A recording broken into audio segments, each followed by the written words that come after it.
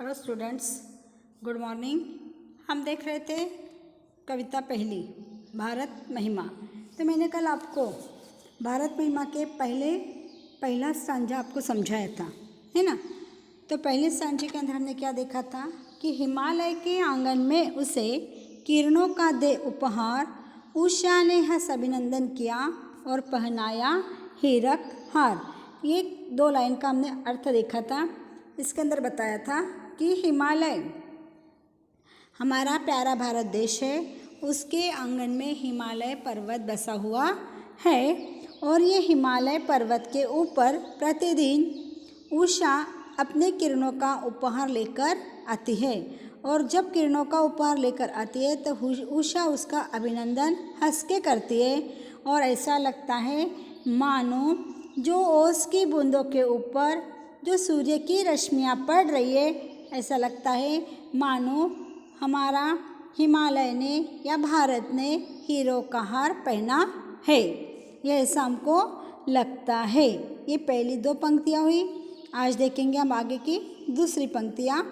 जगे हम लगे जगाने विश्व, लोक में फैला फिर आलोक, व्योमतम पुंज हुआ तब नष्ट, अखिल संस्कृति हो उठी अशोक।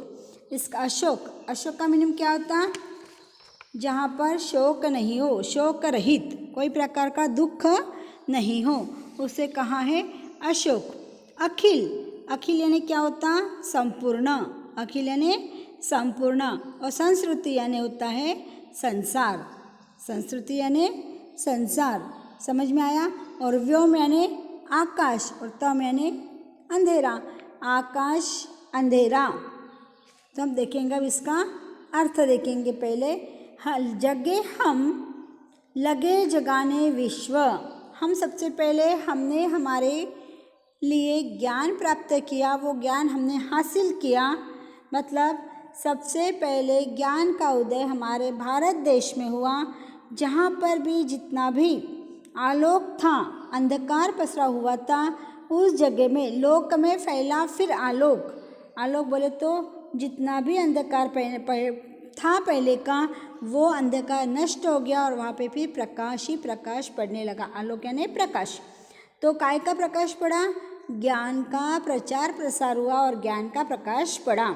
इसका मतलब ऐसा हुआ कि हमारा सारा संसार ज्ञानमय हो गया, सारे लोग पढ़े लिखे हो गए। समझ में आ रहा क्या? सबसे पहले ज्ञान का उदय हमारे भारत में हुआ, अर्थात सबसे पहले हम जागरूक हुए और फिर हमने पूरे विश्व को ज्ञान दिया और ज्ञान का प्रचार किया और पूरा संसार को हमने आलोकित कर दिया। पूरा संसार हमारा अलौकिक हो गया है।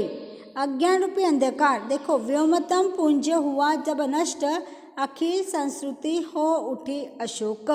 व्योमतम यानी जितना भी अंधकार था, अज्ञान रूपी अंधकार। कौन सा अंधकार? यहाँ पे अज्ञान रूपी अंधकार जो यहाँ पर था, उसका पूरा हमने विनाश कर दिया। क्या किया हमने? उसका पूरा विनाश कर दिया और हमारी संपूर्ण सृष्टि को हमने क्या किया? शोक और दुख से दूर कर दिया, अलग कर दिया। मतलब हमारे इस संसार के अंदर कोई प्रकार का शोक, कोई प्रकार का रोग नहीं है, दुख नहीं है। हमने हमारे इस भारतमय को हमने अशोक बना दिया, यानी शोक रहित बना दिया। ध्यान में आ रही क्या? 2 लाइनें।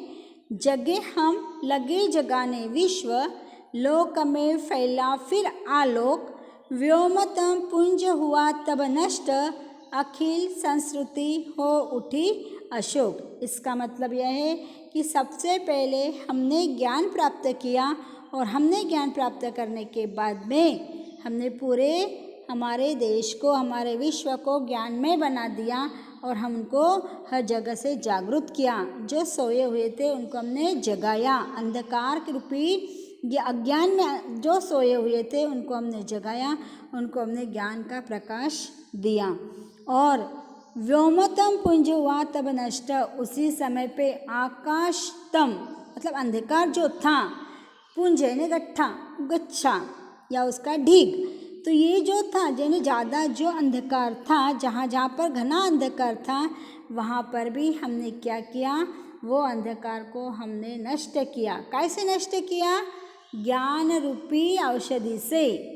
ज्ञान रूप का हमने सारे को अमृत पिलाया और उनको ये चीज़ से हमने अलग बनाया और अखिल संस्कृति हो उठी अशोक। उस समय पे अखिल यानी संपूर्ण सृष्टि, अखिल यानी संपूर्ण सृष्टि शोक और दुख से रहित हो गई। यानी कैसी हो गई? शांत यानी सुखी हो गई और खुश हो गई थी। उसको हमने उससे दूर कर दिया। आ रहा ध्यान में? क्या बता रही तो मैं आपको? अशोक से मतलब, अशोक का मतलब होता है शोक रहित, दुख रहित। कोई भी प्रकार का उनको दुख और शोक नहीं रहा। ठीक है, 2 लाइनें ध्यान में आ गई। आगे की 2 लाइन देखेंगे। विमल वाणी ने वीणा ली, कमल कोमल कर में सप्रीत, सप्त स्वर सप्त सिंधु में उठे, छीड़ा तब साम संगीत। विमल वाणी ने वीणा ली, इसका मतलब क्या कि वीणा कौन लेती, किसके हाथ में होती है? सरस्वती देवी के हाथ में वीणा होती है। तो उसने क्या किया? सरस्वती देवी ने, वीणा की देवी वीणा पाणी कहते उसको। क्या कहते? वीणा पाणी।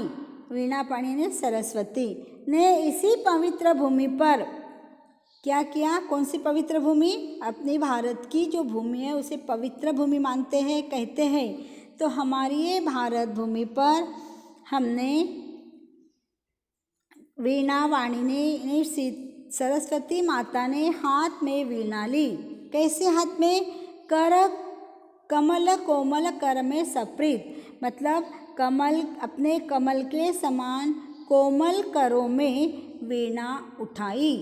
कोमल कर यानी हाथ, हाँ, कमल यानी फूल, यानी फूल के समय उसका शरीर था, कोमल शरीर था, उसके हाथ कोमल थे। और उस सरस्वती माता ने, सरस्वती देवी ने अपने कोमल हाथों में वीणा ली और उस वीणा के सप्त स्वर सप्त सिंधु में उठे, छीड़ा तब मधुर साम संगीत। उस वीणा को जब उसने उसके अंदर से 7 स्वरों का आवाज़ निकाला, सप्त स्वर उसमें से निकाले, उसकी झंकार उसने बजाई, तब जब 7 स्वर जब निकले हैं तो वो 7 स्वर कहाँ जाकर लगे? कहाँ जाके डूबे वो 7 स्वर? 7 स्वर कहाँ जाके जुगे? सप्त नदियों में, सप्त सिंधुओं में, सिंधु में जाकर लगे। यानी वो सप्त सिंधु में सारे 7 स्वर गए और वहाँ से उनकी मोहक ऐसी आवाज़ गूंजने लगी। मोहक ऐसी आवाज़ गूंजने लगी। छीड़ा तब मधुर साम संगीत। उसी समय से संगीत की शुरुआत हो गई, मधुर संगीत की शुरुआत हो गई। और ये मधुर संगीत की शुरुआत कौन से वेद में गई? साम वेद में लिखी गई। मधुर संगीत का जन्म हुआ और इसी महान देश में संगीत के वेद साम वेद की रचना हुई। काय की रचना हुई? फिर इस समय पे साम वेद की रचना हो गई। ध्यान में आ रहा?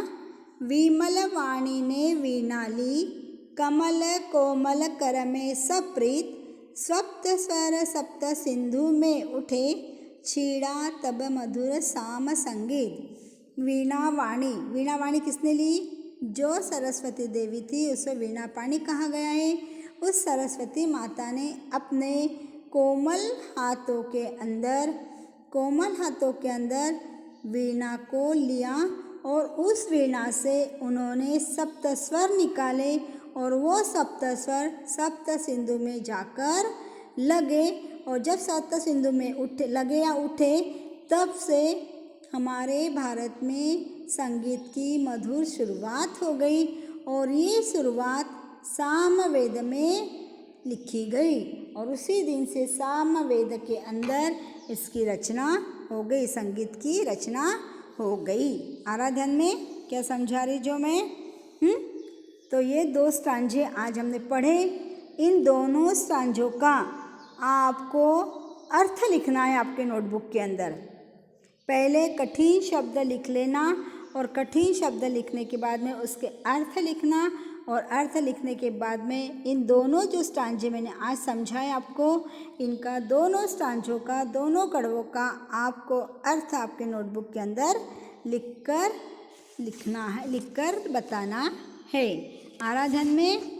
समझ में आ रहा मैं पढ़ा रही जो? हाँ ठीक है, इतना आज को आपको करना है, ये आपका वर्क है। ठीक है, ओके, करूँ फिर? ओके।